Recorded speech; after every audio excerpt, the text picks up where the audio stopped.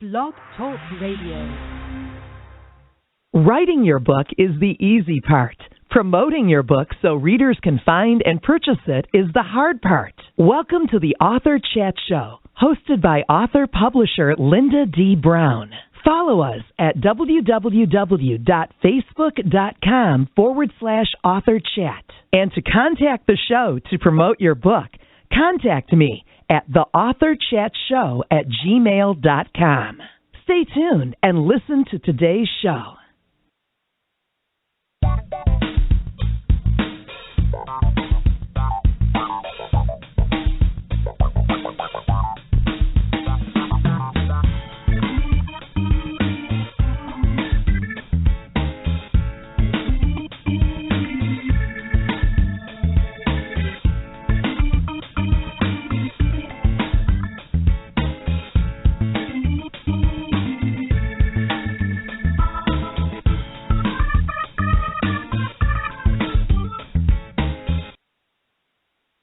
Good morning, and welcome to the Wednesday morning edition of the Author Chat Show. I'm your host, Lynda D. Brown. My guest today is author Dr. Kory Floyd. Dr. Floyd is going to be chatting with me to discuss his book, The Loneliness Cure, 6 Strategies for Finding Real Connections in Your Life. We'll be right back to chat with Dr. Kory after a word from today's sponsor. PrimeStar Publicity and Public Relations is a full-service firm ready to fill the needs of their clients. Owner Helen Cook has more than 32 years of publicity, public relations, advertising, and marketing experience, and she focuses her professional talents on working with her clients' strengths to create customized, strategic campaigns, whether their needs are great or small. Radio, TV, print, internet, publicity, marketing, creating a social media presence, branding, client positioning, author tours, speaking events. These are just some of the services PrimeStar provides for their clients. For a complete list of services and other information about the company, please visit our website, www.primestarpublicity.com, or email Helen at helen.cook@primestarpublicity.com, or phone 903-654-0938. PrimeStar's home office is located in the Houston, Texas area.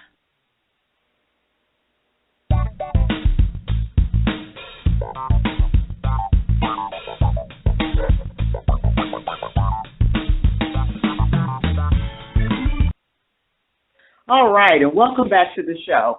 For those of you just tuning in, my guest today is author Dr. Kory Floyd. Dr. Floyd is going to be chatting with me about his new book, The Loneliness Cure, 6 Strategies for Finding Real Connections in Your Life. Dr. Floyd, welcome to the show. Thank you for having me, Lynda. Oh, it's a pleasure to have you on here. Loneliness. I think this is a subject that so many people can actually relate to. Before we start talking about the book, why don't we get started with you telling us a little bit about yourself, please?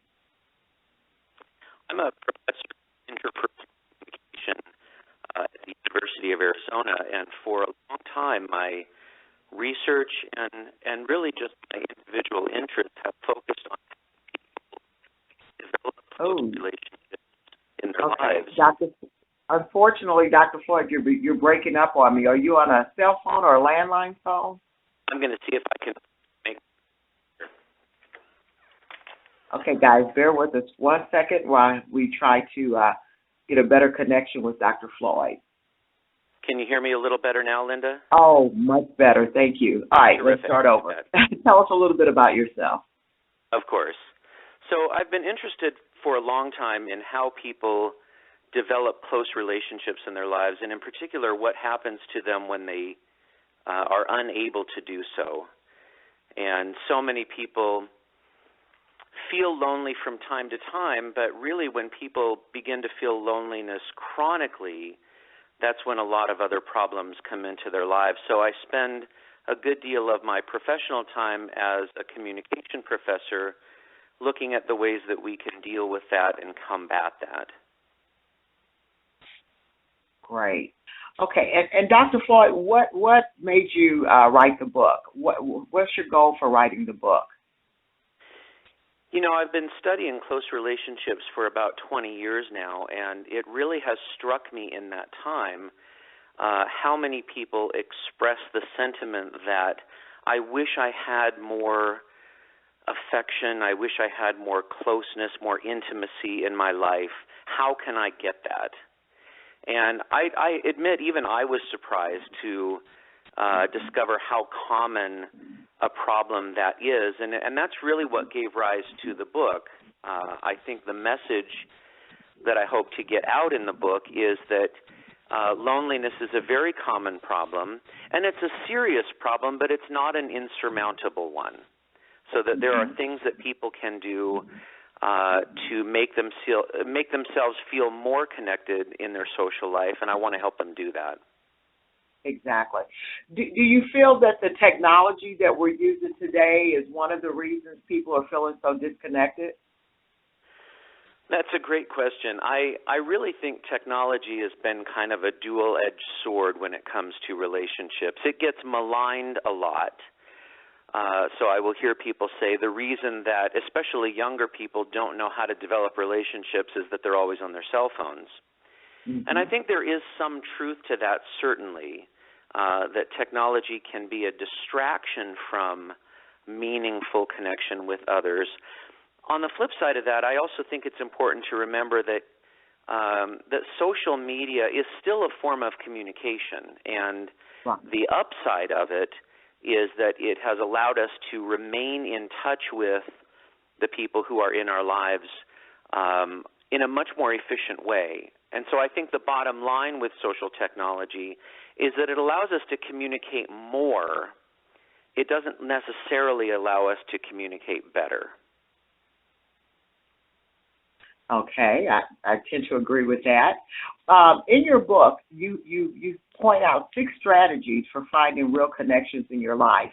Can you outline those 6 strategies for us kind of briefly, just so people will have an idea of what to look for when they purchase a copy of your book? Absolutely. One of them is to be aware, to be cognizant of closeness and affection that you receive already that you may not be aware of. And this is a really important one because often people will say to me, and in particular women will say to me, I really wish my husband, I really wish my boyfriend were more affectionate with me. And often what happens in situations like that is that their partners are giving them affection that they don't necessarily recognize that they're receiving. So being cognizant of what they already get is an important strategy. I think it's important for people to self-reflect a little bit on what barriers might be preventing them from receiving affection from others. So sometimes when we think about something like affection, we expect it to come in only particular forms, and we're not open to receiving it in other ways. I think it's helpful when people can model the kinds of affection and closeness that they desire from others. So instead of demanding more affection from my relational partner, I can have him or her see me do the things that I want from my partner. So see me be more affectionate with other people as a way to model the kinds of behavior that I'm looking for. I think it's important for people not to pin all of their expectations for closeness and intimacy on one person, which is a very common mistake in relationships, but to be open to a variety of affectionate relationships in their lives. It's important to steer clear of affection and closeness that has an ulterior motive or that comes with strings. Many times when people want us to do something, they will ingratiate themselves with us or tell us how much they care about us. But that's not genuine affection if it comes with strings. And so we want to steer clear of that. And then finally, I talk in the book about the importance of being optimistic but staying realistic. And remembering that whenever we're seeking change in our relationships, that's not necessarily an easy thing. It takes time, it takes energy, it takes patience above all. And so it's important to stay optimistic, but it's also important to be realistic about the magnitude of change that our partners are capable of. And once in a while, we find ourselves in situations when what we want and what it's reasonable to expect from someone else are simply too far apart. So those are the 6 strategies that I outline in the book, and I think that not necessarily everyone will benefit from every strategy, but people can assess the situation that they face in their own life and decide which strategies are going to work best for them.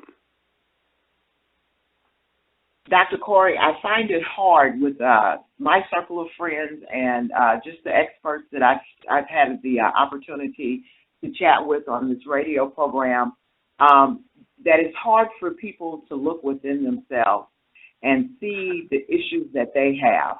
One case in point, and just not to mask their identity, I'm not going to mention their name. I have a very close friend, and it's so amazing that you're coming on the show to talk about this.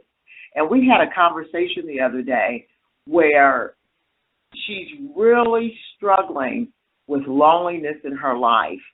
A lot of it, to me, is just that I think she makes really bad choices, especially when it comes to the men in her life.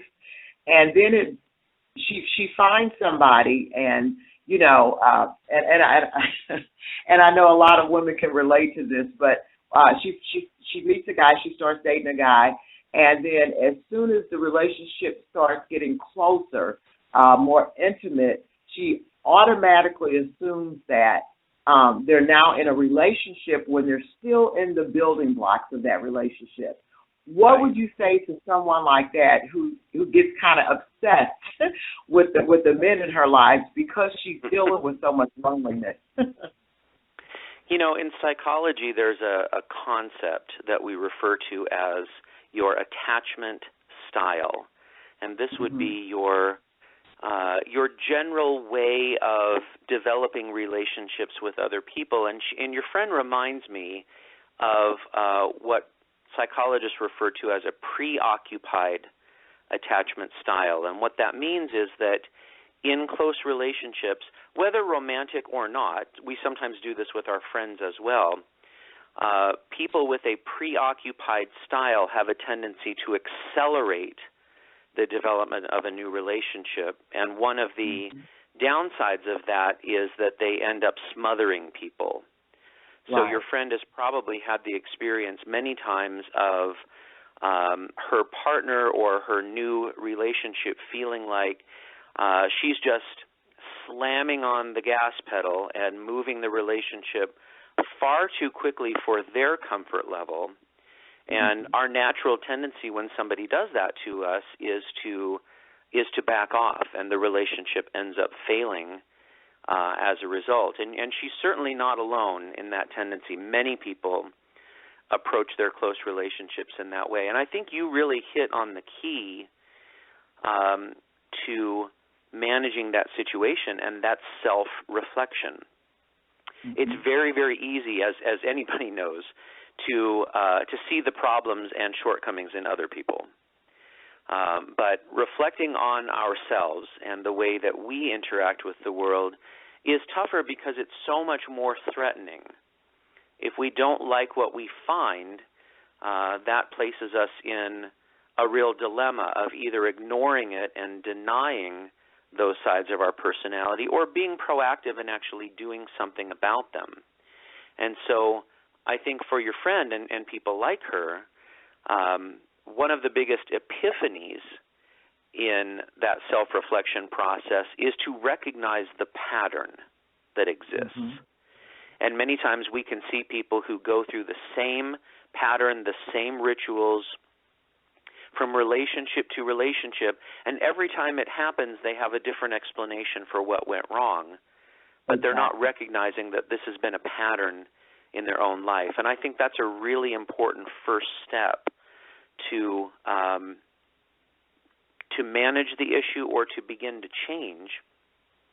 Once you recognize the pattern, then you can think about and consider the reasons that give rise to that pattern. And in this case, I think your friend's style of attachment is probably one of those. And psychologists would say that our attachment style isn't something that is easily changed, but it's certainly something that we can learn to manage differently. I know in my own life I've run into relationship dilemmas from time to time and recognize that it's my own attachment style that leads me to behave in a certain way. And if I recognize that, then I can avoid those triggers. And that's something that I think that some healthy self-reflection on your friend's part would benefit her a great deal. Absolutely, absolutely. And on the other side of the coin, I have a friend who is really into her work. I mean, she's very busy with a full-time job. Then she has some other enterprises that she does part-time.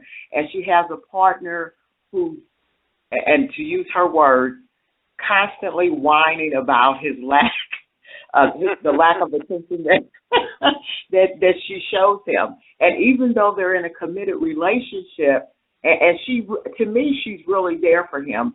But again, he's so needy. How would you chat with someone about that situation, and or how can your book help them overcome this neediness that they have? You're in a relationship, but you're feeling like you're not getting all the time that you deserve. Absolutely. It's such a common situation for people in marriages or romantic relationships in which one person wants more affection than the other one seems to want or seems to be willing or capable to give. And it's real. That's really, you've really hit the nail on the head in terms of the kind of people that I wrote this book for. Because your friend's partner is in a situation in which he's desiring more affection in his relationship than he receives. I call him somebody who is affection deprived.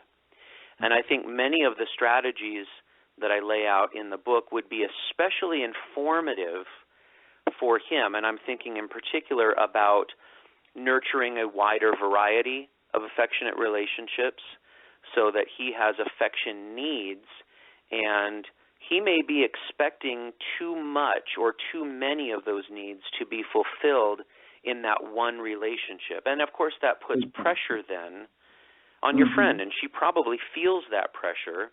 She calls it whining, but it's really pressure on her to communicate with him in a way that she either isn't willing to or doesn't have time for or may even feel incapable of.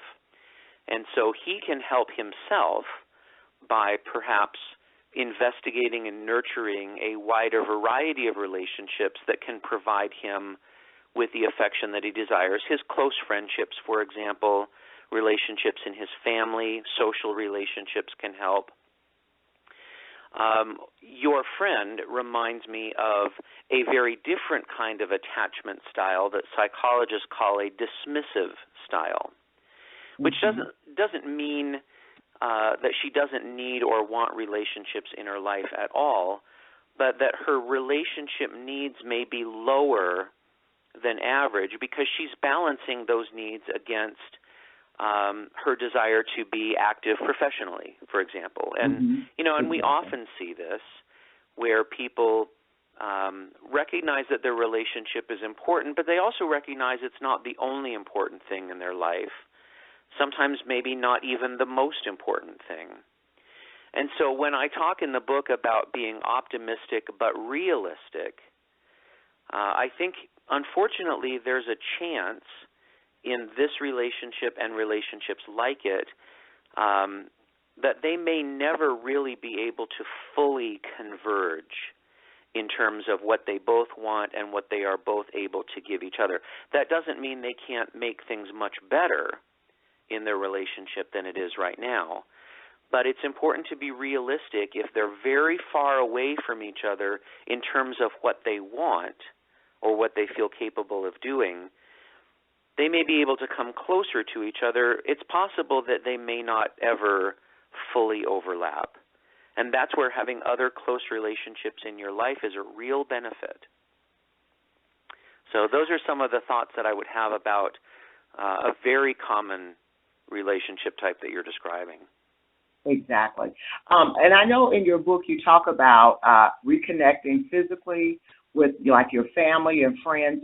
With both of these two friends, I do notice with the first young lady, not a lot of friendships other than maybe a couple of friends, and on the other in the other relationship with the young man. Again, not a lot of friendships. What's going on? Why are we not connecting with friends like we used to? I used to have a lot of friends back in the day. Now I find myself with just a core group of friends. Sure, and that's a natural progression as we move through our lives. It makes me think about people in high school who sign each other's yearbooks by saying, "We'll always be friends, we'll always be close," and of course, any of us who've moved beyond that point in our lives recognize that that's really unrealistic. But what you're describing really reminds me of the point that it's so easy for us, even if we don't recognize that we're doing it, to pin all of our expectations on one person or one relationship. So I expect my spouse to fulfill all of my needs for intimacy, for affection, for closeness, for joy, because perhaps I have idealized the relationship of marriage in my mind to a point at which that seems a normal expectation. Once I get married, I have all of my needs met. And I think that's a very naive expectation. Again, if you've been married for a while, you recognize that to be true. But it's very easy for people when they think about what they need in terms of intimacy and affection to always point to the same person. Usually it's a spouse. In the case of the first friend that you described, it might be a series of relationships. She keeps going from one relationship to the next, trying to find the person who can meet all of our needs. And that really seems like what's going on in what you're describing with these friends. And I think the answer to that, of course, first of all, is to recognize it. That's always the beginning. But then it's to realize that I can build affection and I can benefit from closeness in a wide variety of relationships. That's why we have a wide variety of relationships in our lives. And so I can go to my family, I can go to my close friends, and I can reap many of the benefits from those relationships if I just invest a little in them. And then suddenly the affection that I'm not getting from my spouse doesn't seem nearly as problematic to me, because overall my affection needs are being met to a much greater degree. And it doesn't take much necessarily to reap a great reward from a wider variety of affectionate relationships in our lives. That's really what you seem to be describing with these people in your life, and again, a very common conundrum that people find themselves in. Absolutely. Which, again, I think is so important that you wrote this book to address those issues. Because, again, what I see out here in the so-called real world are just people, again, just not connecting. And it's almost like there's a fear of intimacy, not only in romantic relationships, but also in friendships, where they're just, they're more comfortable, Dr. Kory, sitting in their homes, playing their video games on the computer, and just kind of blocking out the real world. Do you run into that with the people that I'm assuming how do I want to put it? Do you have patients that you actually talk to, or people that come to you with the issues, which is the reason why you wrote this book? They come to me only informally. I'm not a clinician, so I don't sit with patients, but in my research, I certainly encounter exactly what you're talking about. And I think it really is so easy for people to tune out their relational world. So think about a couple, even a couple who's not particularly in distress in their marriage, but who come home from work at the end of the day and fall into a routine where one of them might sit down in front of the television and watch 5 or 6 hours of TV and then go to bed. and the other might be on the computer, or might be playing video games, or might be reading a book. And, you know, none of these activities is problematic in and of itself. What makes them problematic is when we use them as substitutes for actual relational interaction. That is, talking to people, doing activities together. I think that one of the things that spurs people to tune out is that watching television or reading a book is a very non-committal activity. It doesn't require much from me in terms of attention, certainly in terms of vulnerability. I can sit and be very passive in the way I interact with that TV or with that book or with that video game. And often people, when they come home at the end of the day, that's exactly what they want. They've been dealing with so many demands on their attention and their time throughout the day that often they come home and feel like they've given everything they have to give that day. So let me just plop down in front of the TV and have a passive experience for the next several hours. You know, it's very, very common. Unfortunately, that's a type of behavioral pattern, and it does become a pattern, absolutely, that leads people to live what I call parallel lives. So two partners, two spouses living together. They are living together, but they aren't really living their lives with each other. Right. Rather, each person is sort of living his or her life alongside the other. And what happens then is that the marriage becomes almost like a roommate relationship. Exactly. And, you know, especially when people have kids in the home and there are many demands on their time and attention, they often will get to the end of their child-rearing years and discover that once the last of the children have left the home, they don't really know each other anymore. Oh, my They don't goodness, perhaps feel like they have much in common anymore. It's what we used to call the empty nest syndrome. Right. But it's not just children who produce that. It's also this behavioral pattern of tuning out your spouse when you're at home and never really engaging with that person. You just sort of end up living with them, but not really sharing your life with them. Right. Wow. Wow. Thank you. I hope this show has really helped a lot of people that are tuning in because, again, these are very real issues, and I see it every day. You know, even in my own life, there are times I have to stop and kind of, you know, okay, you have to let go of this and get out there and really kind of connect with people one-on-one and not via the internet, not via your cell phone, but face-to-face. So I commend you again for writing the book. The book, again, for those that are listening, is The Loneliness Cure, 6 Strategies for Finding Real Connections in Your Life. Now, Dr. Kory, you should be very happy about how well this book is actually doing on Amazon. You're still on Amazon's bestsellers list in several different categories. So, oh, yeah, this is great. And again, the great categories, relationships, fitness, and dieting, interpersonal relationships. We're down to our last 90 seconds. How can listeners connect with you online? The best way would be to go to my website, which is koryfloyd.com, KORYFLOYD.com, and there they can find information about the book and listings of my public appearances, and also find a lot of the research that went into this book if they want to dig a little deeper.